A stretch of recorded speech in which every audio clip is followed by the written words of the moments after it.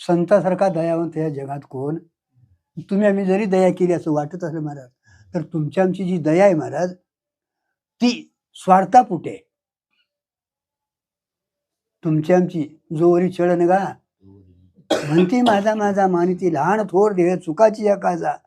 प्रत्येकजण आपल्यासाठी प्रेम करतात आपल्यावर, पण ती स्वतःसाठी प्रेम करतात. आपल्याला कुठेतरी तिने उपयोगाला पडावं. बघा कोणतरी आपल्याला कामाला नाही, ती माझ्याकडे कामाला पडतंय काय, कुठेतरी उपयोगाला येतंय काय बघतात, आणि मग त्याच्या पाठीमागे आपण जातो. पण संतांचं मात्र तसं नाही महाराज. उगाच बारकाव्यानं पाठीमागे ज्ञानोबरायांचं तुकोबरायांचं या संत महात्म्यांचं तुम्ही चिंतन करा. त्यांनी एवढं भांडवल लिहून ठेवलंय, एवढं भांडवल करून ठेवलंय, जगलेत, जगून दावले महाराज. पण कुणाकडे तरी त्यांनी काय मागितलं का बघा, काय अपेक्षा केली काय बघा. बरं, जगाने त्यांना केवढं छळलंय बघा.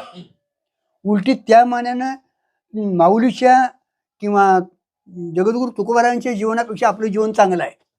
आम्हाला श्रेयान कोणी बडवाय तरी नाही, आमच्या झोळीत कोणी माती तरी घातली नाही, आणि एवढे केलं तर आम्ही देवळाकडे देखील जाणार नाही. सांगायचं तरी सोडाच महाराज.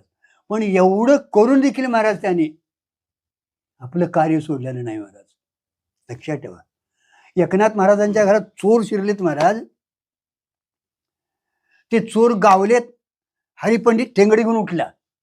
त्यांना आता बडवायचं म्हटले, आणि म्हणले थांब की जरा, म्हणले बघूया तरी काय म्हणतात बघूया म्हणले. आणि मग त्यांना विचारलं, तुम्ही पहिली चोरी केली आहे काय? नाही. आतापर्यंत कितीतरी चोरी केल्या, कितीतरी मार खाल्ला. मग हरिपंडिताला सांगितलं, तिने मार खाऊन जर चोऱ्या सोडलेल्या नाहीत, म्हणजे त्यांचा स्वभाव त्यांनी जर सोडलेला नाही, तर भगवंताने दिलेला आपल्याला शांती हा स्वभाव का सोडायचा?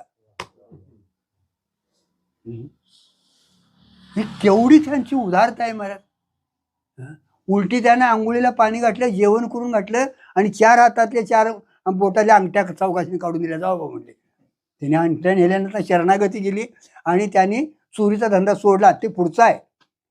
पण किती त्यांच्याकडे महाराज भांडवल असायला पाहिजे उदयाचं. आमच्याकडे जर चुकलं म्हटलं की उद्या तिची कीर्तनाचं बंद करतोय. हे आमचं महाराजगिरीच आहे महाराज. लक्षात ठेवा तुम्ही. पण संत ती संतच आहेच महाराज. म्हणून तुम्ही आम्ही त्यांना काही जरी दिलं तरी महाराज त्यांच्या ऋणातनं फिटत नाही.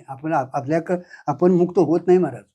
एकच करावं महाराज, शरणागती करणं आत्यंतिक, आणि कायमच आपलं कायमच शिकायचं महाराज.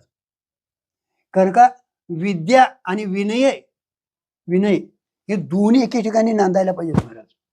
तुम्ही विद्या संपन्न करशीला महाराज,